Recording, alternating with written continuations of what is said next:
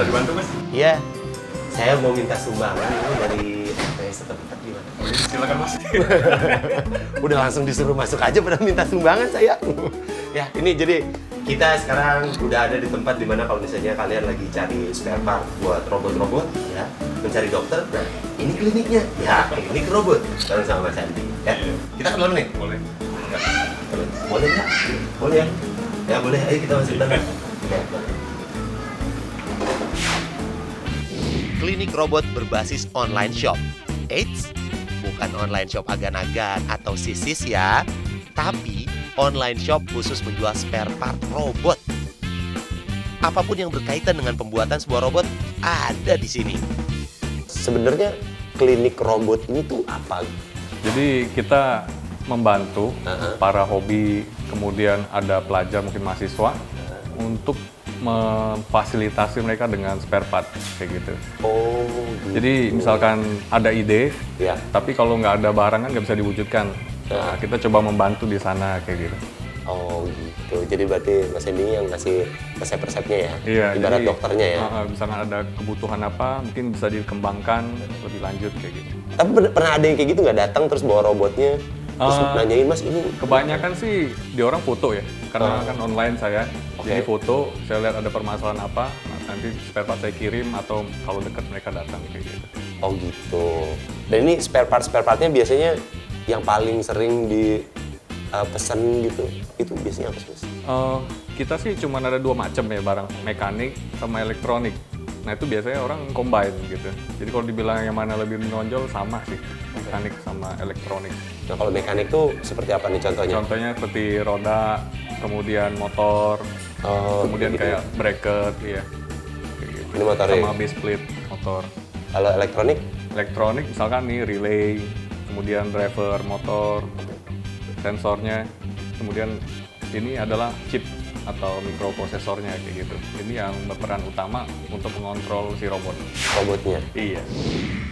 Sensor adalah salah satu yang penting bagi robot. Kalau pada manusia, sensor sama seperti panca indera. Kalau pengen robot yang kita bikin lebih peka terhadap lingkungan sekitar, maka kita juga harus taruh sensor lebih banyak di badan si robot. Emang online ya, Mas ya? Pertama mulainya tuh memang karena apa? Karena dasar suka apa? Iya, karena dari background saya mungkin pendidikan juga hobi untuk melakukan ini, bongkar pasang gitu. Nah, sampai sekarang keterusan sih. Oh gitu? Udah berapa lama sih, Mas? Saya dari 2007 ya. Oh, wow, Ya, 9 tahun. iya 9 tahun. Hebat ya.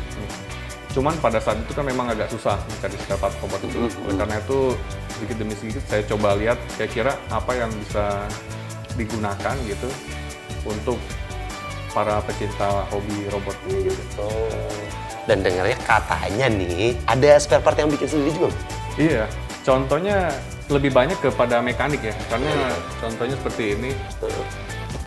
Ini susah kita dapatkan, kalaupun ada itu mahal biasanya. Oke. Mesti impor keluar. Nah, untuk spare part plastik seperti ini kita bisa cetak sendiri pakai mesin 3D printing. Gitu. Jadi dengan hitungan waktu cepat langsung kita pasang, bisa beraksi robot kita gitu. Nah, adanya klinik robot sangat membantu bagi para kreator robot.